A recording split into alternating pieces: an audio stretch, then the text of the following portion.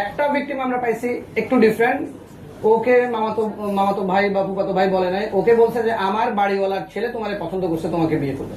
তো নিজেই আবার বাড়িওয়ালার ছেলে সেজে ভিডিও কলে কথা বলছে।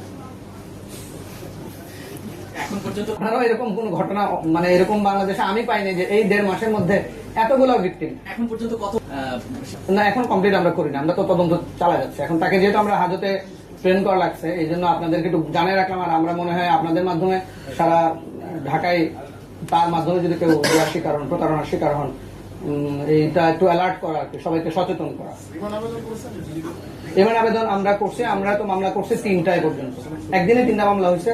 প্রথম মামলার পরে বাকিগুলো তো আমরা সৌনেরেশ দেখায় রিমান্ড আনবো আর কি। আস্তে আস্তে আমরা তার সাথে কথা বলবো, আরো লম্বা সময় কথা বলবো, কারণ আমাদের অনেক প্রশ্ন জানা বাকি আছে।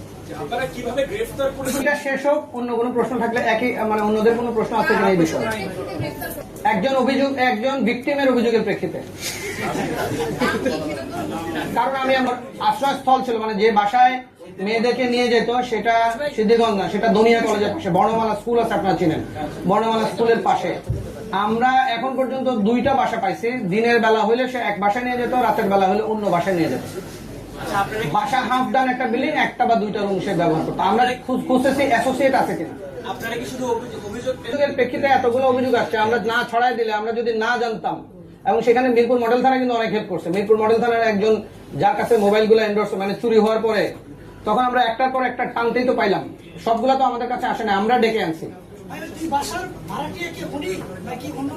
ভাড়াটিয়া উনি, আমি তো বললাম যে ওনার স্ত্রীও ওনার একটা ভিকটিম,